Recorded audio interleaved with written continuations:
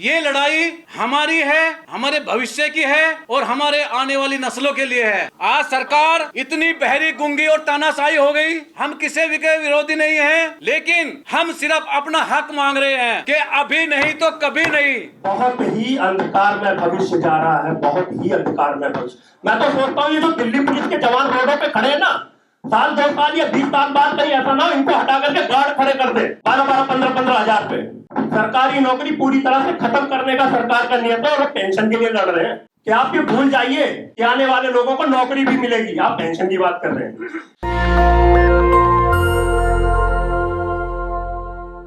कर्मचारी वर्ग अपने भविष्य को अपने ही कर्मचारियों के अंदर देख रहा है, क्योंकि आज ये लड़ाई किसी विशेष जाति, धर्म, पार्टी, आइडियोलॉजी उसकी नहीं है। ये लड़ाई हमारी है, हमारे भविष्य की है और हमारे आने वाली नस्लों के लिए है। मैं बड़े दुख के साथ कहना चाहता हूं कि हमारी लीडरशिप के अंदर जितना जोश,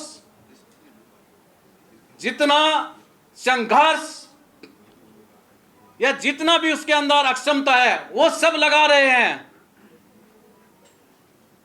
लेकिन जिसके लिए लगा रहे हैं आज वो इस सभा से काफी संख्या में नदारत है। हमारे सामने सबसे बड़ी समस्या जो आ रही है आंदोलन में काम करने में वो यही है कि वर्तमान का एनपीएस कर्मचारी वो जागरूक नहीं है।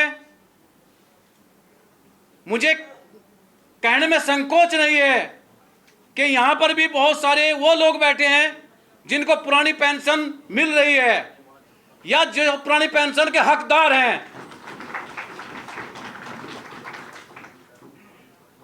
मैं इस आंदोलन में एक आज कार्यकर्ता के तहत काफी उतार चढ़ाव देख रहा हूं और देखे हैं।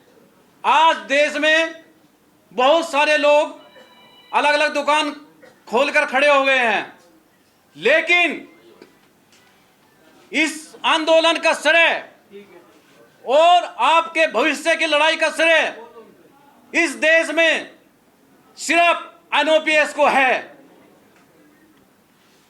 क्योंकि एनओपीएस एक ऐसा संगठन है जो अपना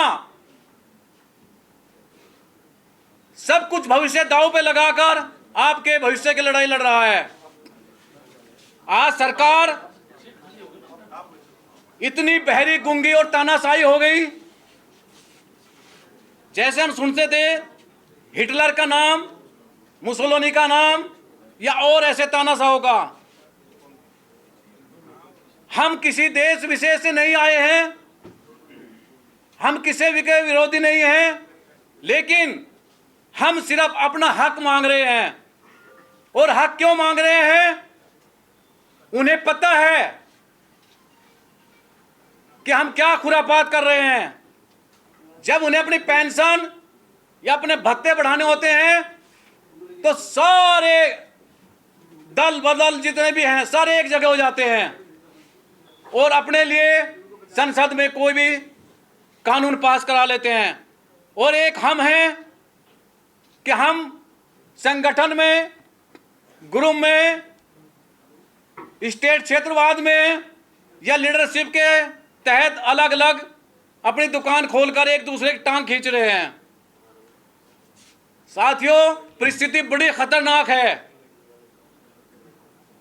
जो मेरे एनपीएस के साथी यहां पे हैं वो सिर्फ रात में बिस्तर पर लेटकर ये सोचना कि आज जिन बच्चों के लिए हम अपनी जिंदगी का कुर्बान कर रहे हैं उनको इंडिया गेट पर, उनको अंडमान निकोबार, उनको अन्य जगहों पर घुमाने के लिए ले जाते हैं अपना पेट काट कर। एक दिन वो आएगा बुढ़ापे में आप उनसे 10 रुपए मांगोगे और आपको ठोकरें मिलेंगी।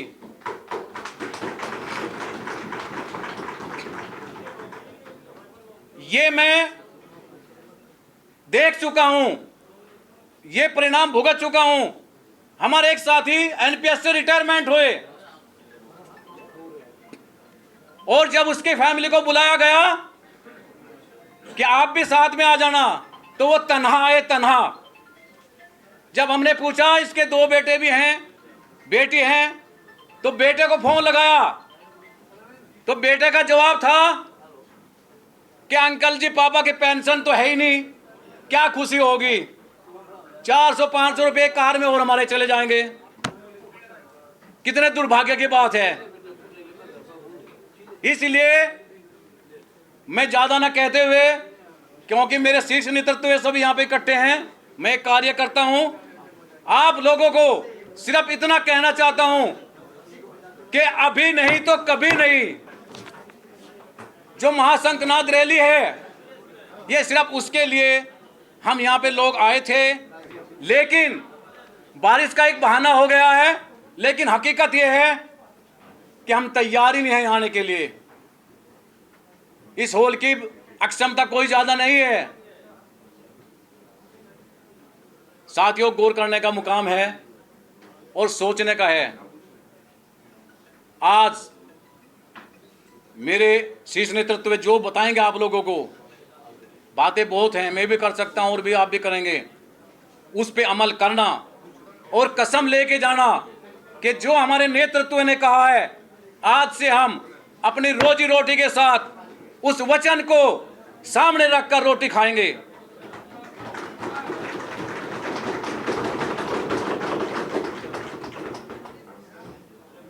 मैं शुक्रिया अदा करता हूं संचालक महोदय का। के लिए कोई नहीं बचा। आप लोग समझ गए होंगे साथियों, वक्त है, अभी हम सभी बचे हुए हैं, आवाज उठाएं और आगे बढ़ें।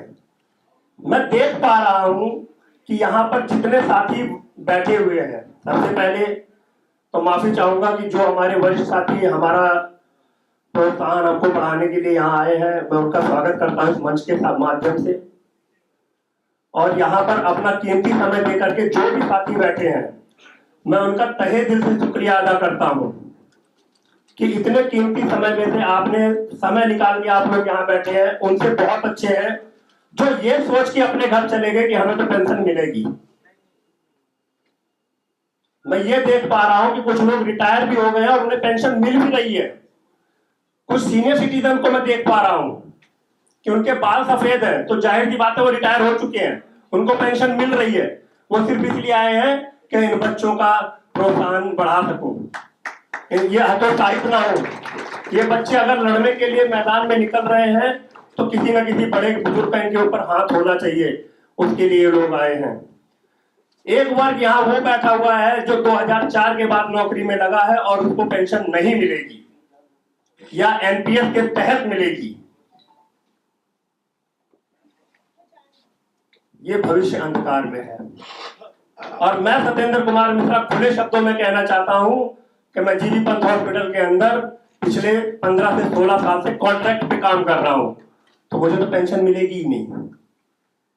फिर भी मैं यहां इसलिए खड़ा हूं क्योंकि मेरे पिताजी को पेंशन मिलती है। तो मैं ये समझता हूं कि पेंशन मिलती है तो होता क्या है, और कल को मेरा बच्चा अगर सरकारी नौकरी में लगे तो उसे ओपीएस के तहत पेंशन मिले। साथियों, आज मैं इसलिए बैठा हूं यहाँ पे।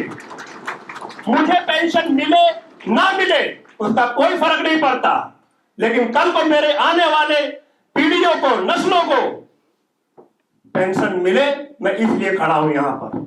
मेरी नौकरी पक्की हो ना हो कोई फर्क नहीं पड़ता, पर मेरे बच्चों को सरकारी नौकरी मिले ये मैं आज भी सोचता हूं, और ये चीज आप लोगों को भी सोचनी चाहिए साथियों।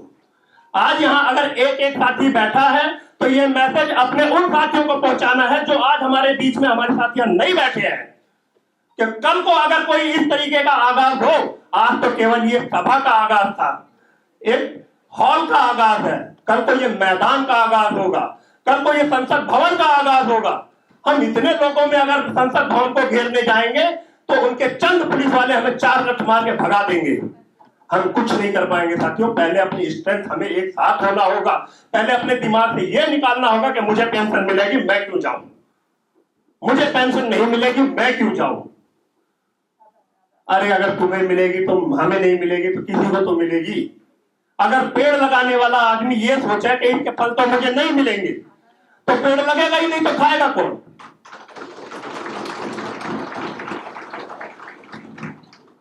साथियों, मेरे पिताजी को 35,000 रुपए पेंशन मिलती है। खुले शब्दों में बताना चाहूंगा, पिछले दिसंबर में वो पैरालाइसिस हो गए, एक आधार उनका मारा गया। उनके लिए मैं हर महीने 5,000 की दवाई लाता हूं, जो कि मेरी सैलरी से मुमकिन नहीं है। तो जब भी मैं उनके अकाउंट से वो 5,000 रुपए निकालता हूं ना, तो मैं अपने ऊपर सोचता हूं कि सतेंद्र तेरा क्या होगा रे। तेरे बाप की पेंशन है, तू उसमें से निकाल के उनके लिए दवाई ला रहा है, तेरी तो पेंशन नहीं होगी। तेरा क्या होगा, तू कहां जाएगा। बहुत रोता हूं मैं, मेरे दिल को बड़ा दर्द होता है। अभी मेरे भाई है संदीप मिश्रा जी, मिश्रा ने इसलिए नाम नहीं भूला, उन्होंने एक शब्द कहा था कि जब बाबा साहब भीमराव अंबेडकर जी ने संविधान लिखा था या बनाया था, तो उन्होंने उसमें ये कतई नहीं लिखा था कि नेताओं को पेंशन मिले और कर्मचारियों को या मजदूरों को पेंशन ना मिले। लेकिन उन्होंने एक गलती करी थी, वो मैं बताना चाहता हूं। माफी चाहूंगा, छोटा मुंह बड़ी बात है। वो गलती क्या करी थी, उन्होंने नियम में यह भी बनाया था कि आपका चुना हुआ सांसद संसद में बैठेगा, संविधान का संशोधन करने का उसको अधिकार होगा, नया नियम बनाने को उसका अधिकार होगा। ये गलती बाबा साहब कर गए और यही गलती का खामियाजा आज हम यहाँ भुगत रहे हैं, जो हम आज एमपीएस और ओपीएस के लिए लड़ रहे हैं, आज हम सरकारी नौकरी के लिए लड़ रहे हैं। साथियों, बहुत ही अंधकार में भविष्य जा रहा है, बहुत ही अंधकार में भविष्य। मैं तो सोचता हूँ ये जो दिल्ली पुलिस के जवान रोडों पे खड़े हैं ना, साल 2 साल या 20 साल बाद कहीं ऐसा ना इनको हटा करके गार्ड खड़े कर दे 12-12, 15-15 हजार पे। सरकारी नौकरी पूरी तरह से खत्म करने का सरकार का नियत है और पेंशन के लिए लड़ रहे हैं। ये ध्यान रखना, अपने आप को मजबूत करना। अगर पेंशन चाहिए तो अपने दिमाग से, जो साथी घर पे बैठ रहे हैं ना, मेरे रूह से वहां तक आवाज पहुंचती है कि आप ये भूल जाइए कि आने वाले लोगों को नौकरी भी मिलेगी। आप पेंशन की बात कर रहे हैं।